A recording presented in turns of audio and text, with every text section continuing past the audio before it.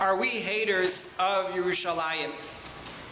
I think it's a worthy topic for Tisha B'Av, and it's based on a Gemara in Gittin from the classic Tisha B'Av Gemara, in source number 1. Part of a section in which we read about the destruction of a place called Tur Malka. Rav Manyumi bar Chilkiya, Rav Chilkiya bar Tuvia, Rav Huna bar Chia havu yaspe gabe hadadi. These three chachamim, these three sages, Rav Manyumi bar Chilkiya, Rav Chilkiya bar Tuvia, Rav Huna bar Chia, are sitting together. Amri, and they say, if anyone has heard anything about the population in Farsachania, let him speak up. Farsachania is a community identified here as being in Egypt. There's some debate as to the proper edition of the text. Should it read Mitzrayim? Should it read something else? But there were great numbers of Jews living in Egypt, going back to before Alexandria was founded in the 4th century, before the Common Era, because Jews had fled there to avoid the Babylonians with the destruction of the first Beis HaMikdash. And the Gemara says, we know of the destruction of this Jewish community in Kfar Sachania. They may be referring to a great pogrom which happened in the years 115 to 117 of the Common Era. Josephus puts the dead at 50,000. From this devastation.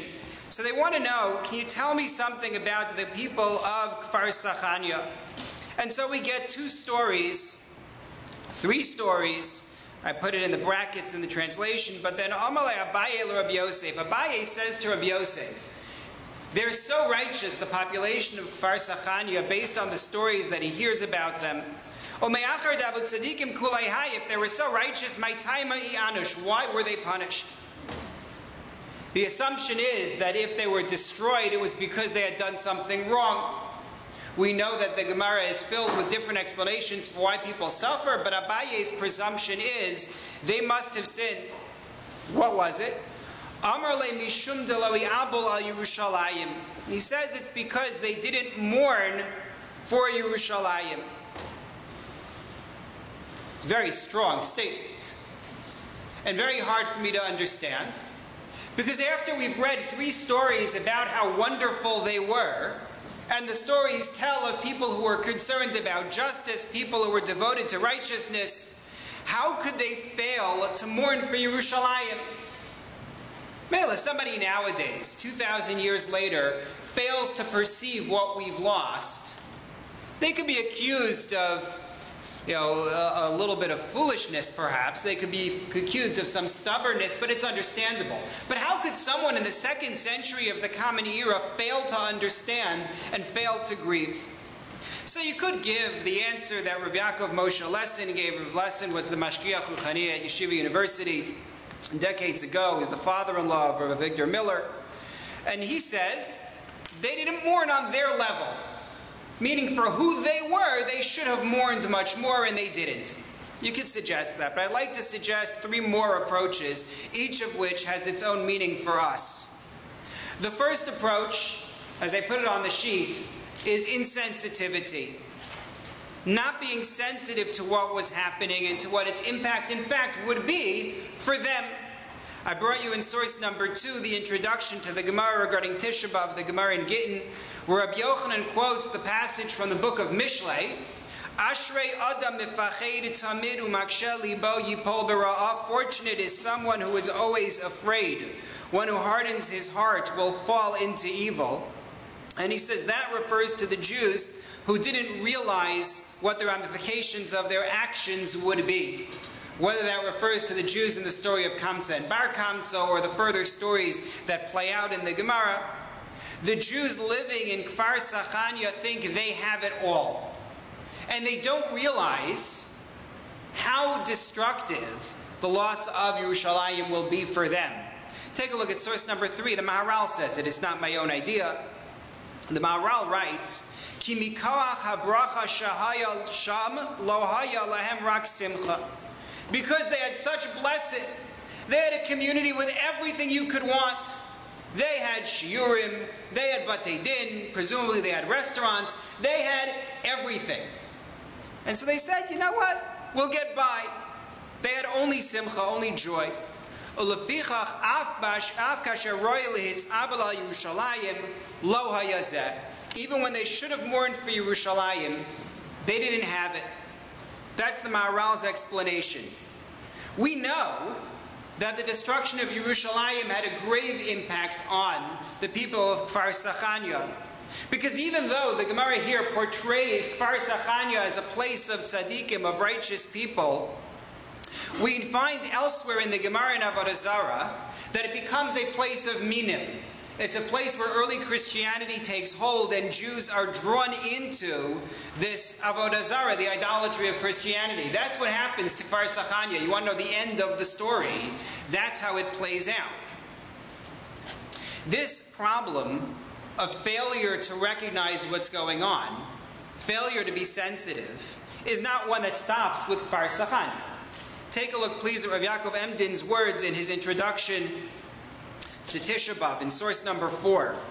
He says, Ki ata, nowadays, he says, he's talking about the 18th century, Ein sam malev mevakesha havasa doresh lamavetovasa. He says there's no one who seeks the love of Yerushalayim, who seeks the good of Yerushalayim, who seeks the peace of Yerushalayim, v'lo mitzapeh l'ra'osa, and who anticipates, who longs to see her. He says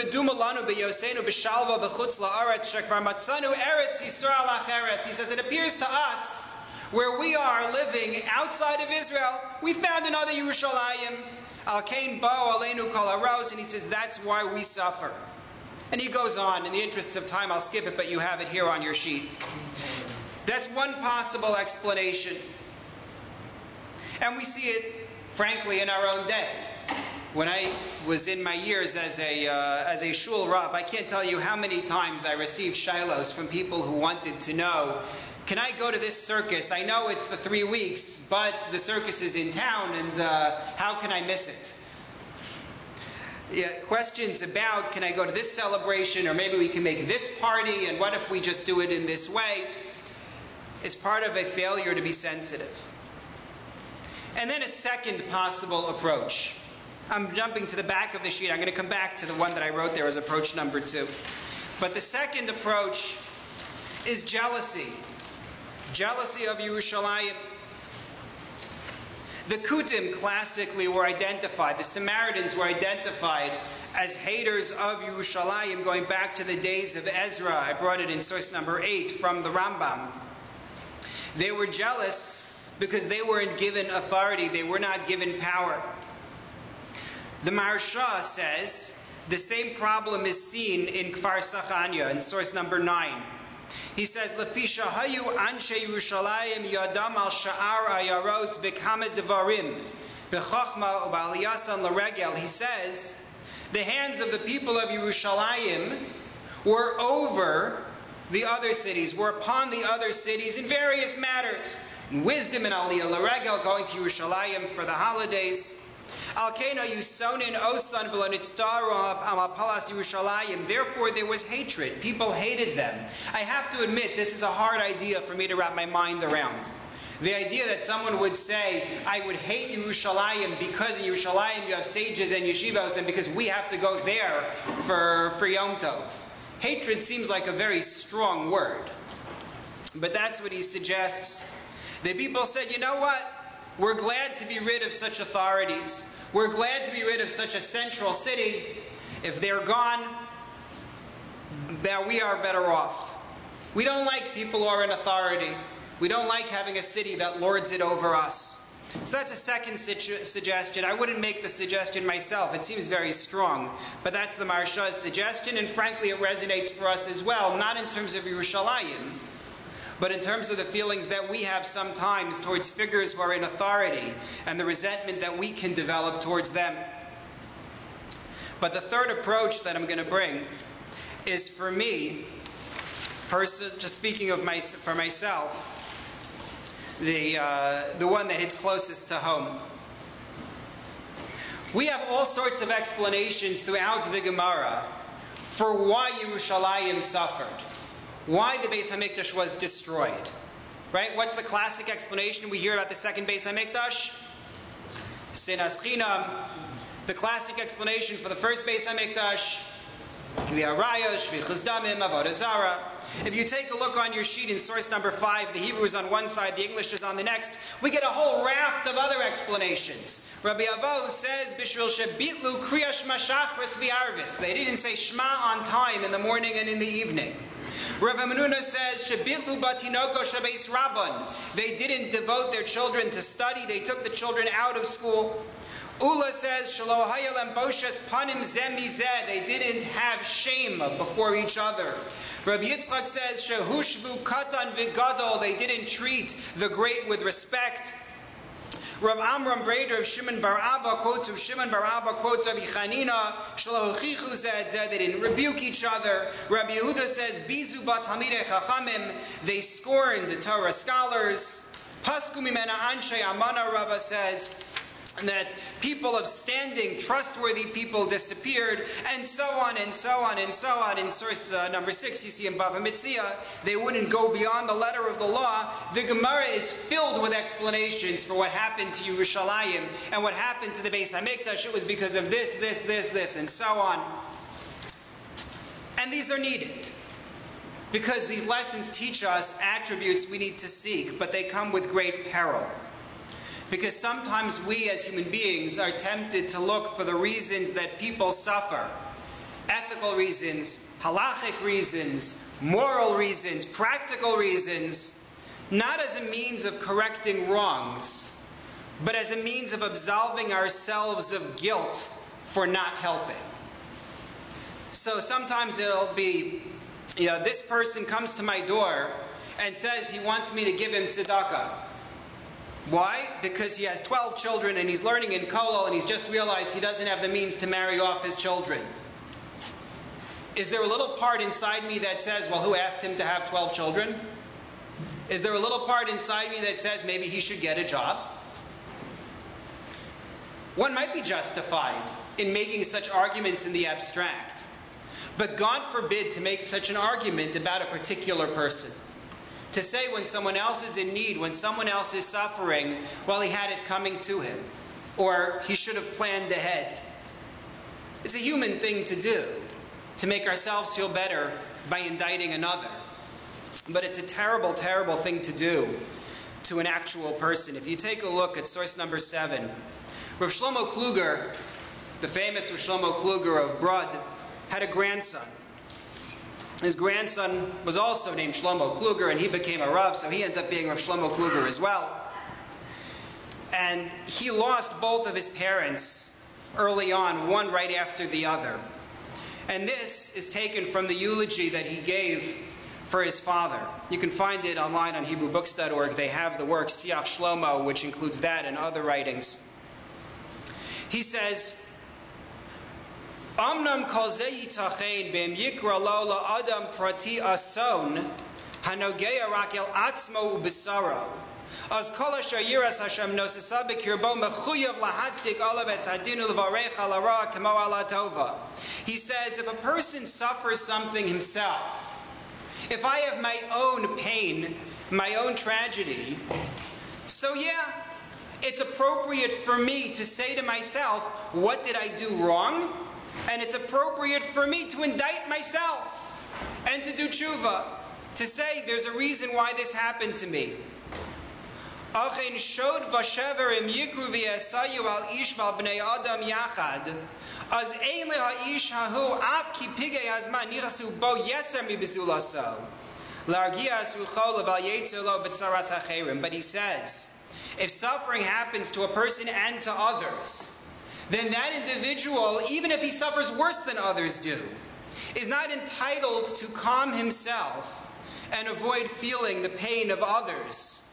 Ba'amro ki mekabel hu al atzmo b'yahava, saying, I accept this with love, I understand what Hashem did, and I had it coming to me. Zos hi mida meguna v'derech mechoara de'ein lekabel ba'ahava machov tsar v'tsaras acherim. He says, that's a repulsive trait. That's an ugly trait. For a person to say, I accept it with love, when it's somebody else who's actually in pain. For a person to say, it's Hashem's judgment about what somebody else is enduring. He says someone who does this deserves the curse of the Chachamim, talking about somebody who does not participate in the suffering of others, doesn't feel the pain of others. When Jews are in pain and one of them separates, two angels come and put their hands on his head and say, this and this person who's separated from the community should not see the consolation of the community. And then he goes on to associate it with Kfar Sachanya, and he says, after our sages say that they were so righteous, the people of Kfar Sachanya, how could it be they wouldn't mourn?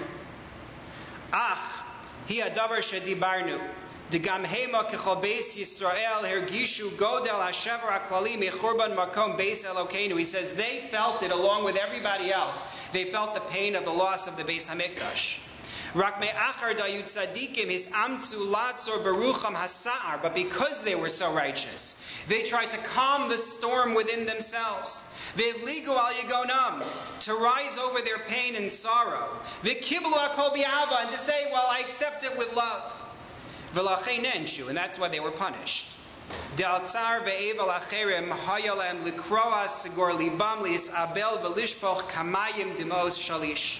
Because as a result of the pain of others, they should have torn the seal off their hearts and poured out tears for the pain of others.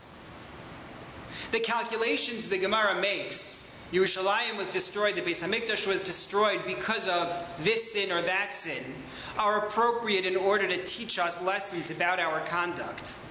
But if we forget the human cost and instead look to blame this group or that group for their errors, then we doom ourselves, because we are guilty then of Lo Ya'abul Yerushalayim.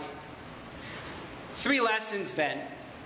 Number 1, the point made by Rav Yaakov ended, and before him by the Maharal, that maybe they failed to mourn for Yerushalayim because they thought that they were going to be okay. They thought that things would work out, that Judaism would continue. Second, the point of the Maharsha, the statement that perhaps it was because they were jealous of the authority that Yerushalayim held. And then third, Rav Shlomo Kluger's point, that it was because they failed to remember the human cost. So caught up they were in accepting divine judgment. All 3 of these are relevant for us as human beings. All three of these are relevant for us as we relate to the pain of others and as we relate to what goes on in Eretz Yisrael. I would only conclude with the words of the Maharal in source number 10. The Maharal talks about the loss of Yerushalayim, and he says, Kasher haguf mechalek men halev shalevu kiyum shala adam v'azein kiyum laguf. He says, when the body is separated from the heart is what sustains the body. The body can't endure. Uleficha kasher lo hayu misablim al Yerushalayim, and therefore when they didn't mourn for Yerushalayim, shidoma kamo alev el haguf, which is like the heart for the body. L'kach nechravu, therefore they were destroyed. But the reverse is also true. If they do mourn, and mourn not just on a Tisha B'Av, but mourn year-round. And I'll add a note here. I saw something in preparing for this morning. I delivered a thought on one of the keynotes at the Beit, the keynote that talks about the destruction of the Mishmeros Kehuna, the shifts of the Kohanim. So I saw something absolutely remarkable. The Rav used to say, every year when they read that kina, I've heard the audios of his shiurim that he gave on Tisha B'Av, and he would say, this kina is the only source for us for the shifts of the Kohanim, the names of the shifts, and the names of the cities in which they lived. But archaeologists have discovered that it's not so. In ruins of shuls, old shuls, you're talking 1,500 years ago, like the one in Caesarea, for example, they found plaques that used to hang in the shuls that listed the names of the shifts of the Kohanim and the cities in which they lived. And on Shabbos, they would announce which shift of Kohanim was supposed to work that Shabbos. After the destruction, centuries after the Beis HaMikdash was destroyed, every Shabbos in Shul, they'd announce, Mishmar Yedaya from so and such a place is going to work this week in the Beis HaMikdash. That is keeping the Beis HaMikdash in our minds. That is Avelus for the Churban.